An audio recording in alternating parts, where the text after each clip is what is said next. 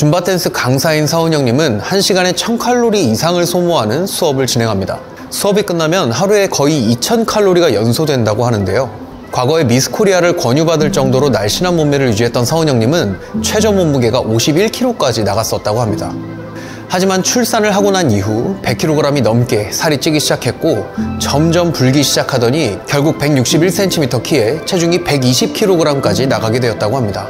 현재는 운동과 식단으로 50kg이 넘게 감량을 하긴 했지만 70kg에서 더 이상 뭘 해도 체중이 빠지지 않는 상황에 이젠 더 이상 뭘 어떻게 해야 될지 모르겠다고 고민을 털어놨는데요.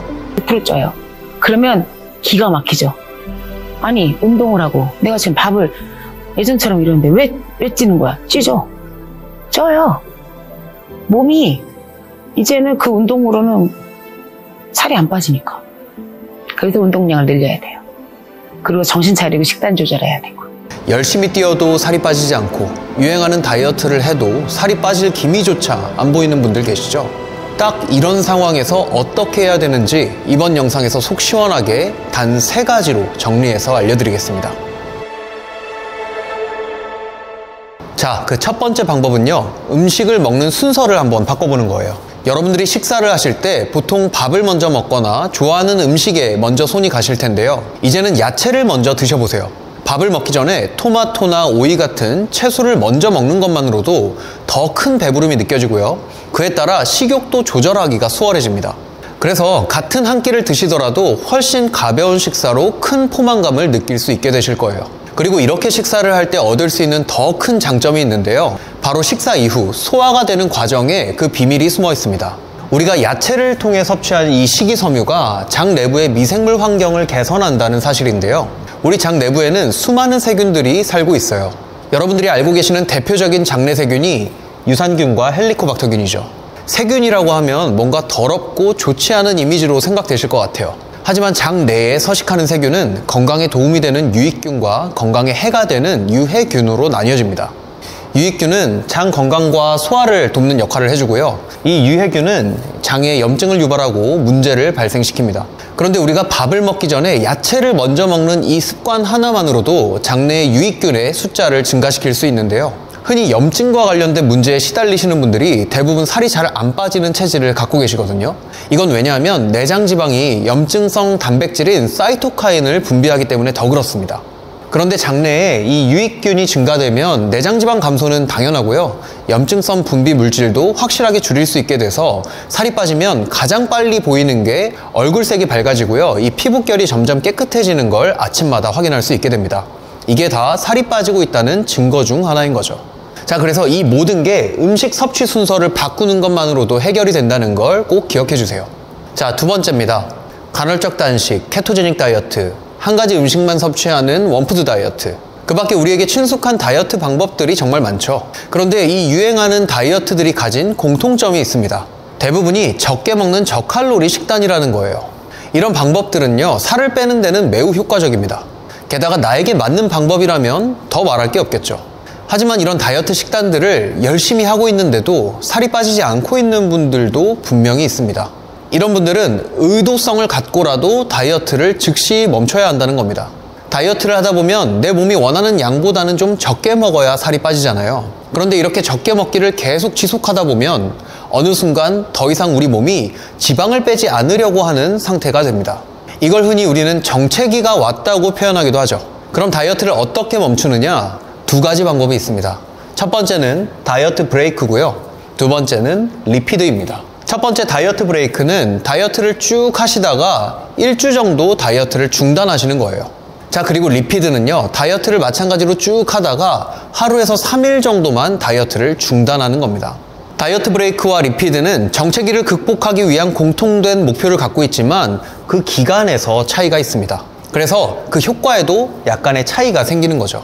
오늘 영상에선 리피드에 대한 방법은 다루지 않을게요. 이게 얘기하다 보면 너무 길어지고 사실 다이어트 브레이크만 잘 해도 강력한 효과를 보실 수 있을 테니까요. 일반적으로 4주에서 8주 정도 다이어트를 쭉 지속해온 분들이 1주간 다이어트를 멈추는 걸 말하는데요. 예를 들어서 8주간 다이어트를 잘 해왔다면 1주 동안 다이어트 브레이크 기간을 가지면서 이 기간에는 유지 칼로리만큼만 먹는 거예요. 아니 또 유지 칼로리가 뭐냐?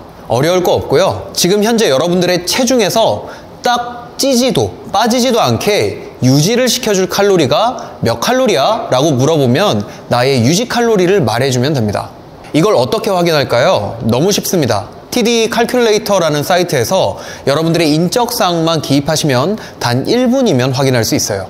자, 이렇게 의도적으로 다이어트를 멈추는 기간을 가지면 이 정체기를 극복할 수 있다는 거죠. 그런데 여기서 오해하시면 안 되는 게 있어요. 다이어트를 중단한다고 해서 이걸 치팅데이랑 헷갈리면 안 된다는 건데요. 여러분, 치팅데이는요, 그냥 먹고 싶은 음식을 먹는 걸 말합니다. 그런데 이렇게 하면 분명 고칼로리 음식을 찾게 될 거고요. 다음날 아침이 되면 이 부은 얼굴과 뭔가 다이어트를 실패한 기분에 다이어트에 대한 동기부여를 잃게 될 가능성이 너무 높습니다. 그래서 우리는 다이어트 브레이크를 통해서 이 유지 칼로리만큼 먹자라고 알려드린 거예요. 1주간 다이어트를 멈추면 얻게 되는 혜택들이 3가지가 있습니다.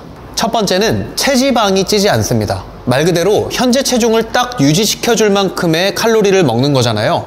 그래서 과잉 섭취가 되지 않기 때문에 체지방이 찌지 않습니다.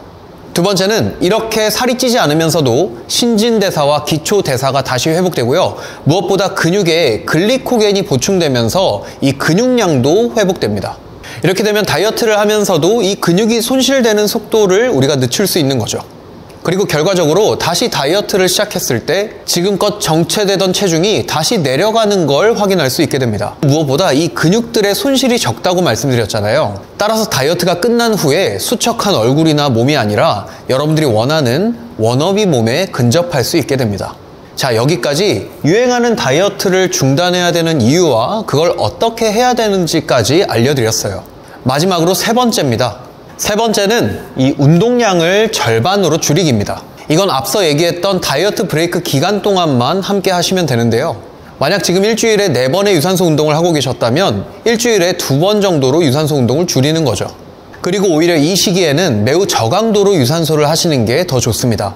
몸의 회복도 도와주고요. 혈액순환도 증가시켜서 각 기관의 영양분이 잘 공급될 수 있게 도와줄 거예요. 이때 유산소 운동 강도는 옆 사람과 가볍게 대화가 가능한 정도로 빠르게 걷거나 천천히 뛰는 정도를 추천드립니다. 자, 여기까지 뭘 해도 살이 빠지지 않는 상황에 처하신 분들이 당장 시작할 수 있는 3가지 방법을 알려드렸어요. 그런데 이런 걱정이 드실 수도 있을 것 같아요. 지금도 이렇게 운동이랑 식단을 열심히 하고 있는데도 불구하고 살이 안 빠지는데 지금보다 더 먹고 덜 움직이면 갑자기 살이 확 쪄버리면 어떻게 하죠? 이런 걱정들 때문에 이 이론들이 머리로는 이해가 돼도 시도조차 못 하시는 분들이 꽤 많더라고요. 자, 이건 2018년에 국제 비만 저널에 올라온 연구입니다. 비만 남성들 60명을 대상으로 16주간 다이어트를 시켜본 거예요. 한 그룹은 2주간 다이어트를 시키고 2주간 다이어트를 중단시키는 걸 16주 동안 반복하게 했고요. 또 한 그룹은 16주 동안 그냥 쭉 지속적으로 다이어트를 시켰습니다. 그 결과가 어땠을까요? 2주간 다이어트를 하고 2주간 다이어트 브레이크를 가졌던 그룹이 더 많은 체지방을 감량할 수 있었고요. 대사율도 더 높게 유지할 수 있었습니다. 사실 정체기, 그러니까 우리 몸이 살을 더 이상 빼지 않으려고 하는 상태를 대사적응 상태라고 하거든요. 현재의 운동량이나 식단에 우리 몸이 그냥 적응을 해버린 거예요. 근데 우리가 이 적응을 피하고 살을 더 빼려면 운동량을 더 늘리거나 식단을 더 줄여야 되는데 그게 현실적으로 불가능하잖아요. 그래서 좀 돌아가는 기분이 들더라도 다이어트를 의도적으로 중단함으로써 대사를 다시 끌어올리는 데 집중하자는 거죠. 그리고 이 대사를 끌어올리는 과정에서 체지방은 찌지 않게 만들자는 거죠. 유지 칼로리만큼만 먹으면서요. 그렇게 지방은 늘지 않고 이 대사만 잘 회복되었다면 우리는 운동 시간을 더 늘리거나 식단을 더 줄이지 않고도 정체 없이 다이어트에 성공할 수 있다는 겁니다. 자, 이 정도면 여러분들이 걱정하는 부분에 대해서 충분히 설명이 되었을 것 같아요. 혹시 더 궁금한 부분이 있다면 아래 댓글에 남겨주세요. 제가 유튜브 영상을 촬영할 때 가장 중요하게 생각하는 게 있는데요. 그건 전문 용어 없이 설명하기입니다. 그럼에도 불구하고 간간히 전문 용어를 써야 될 때가 있더라고요. 그럴 때는 촬영 전에 어떻게 하면 이 용어를 쉽게 풀어서 설명할까를 계속 고민합니다. 그렇게 이 짧은 영상 한 편이 만들어지게 되는 건데요. 이 영상 한 편 한 편이 여러분들께 닿았을 때 좀 예리한 바늘 같았으면 좋겠다라는 생각을 많이 합니다. 이 실에 매듭이 너무 강하게 묶여서 풀기 힘들 때 예리한 바늘 하나면 쉽게 풀 수 있잖아요. 여러분들이 사실 마음 먹고 해결하려고 노력하면 어떻게든지 해결은 될 문제들일 테지만 저의 영상이 여러분들의 고민에 닿을 때 그 문제가 좀 쉽게 탁 하고 풀어질 수 있는 예리한 해결책을 제시해드리고 싶은 바람입니다. 이번 영상도 시청해주셔서 감사합니다.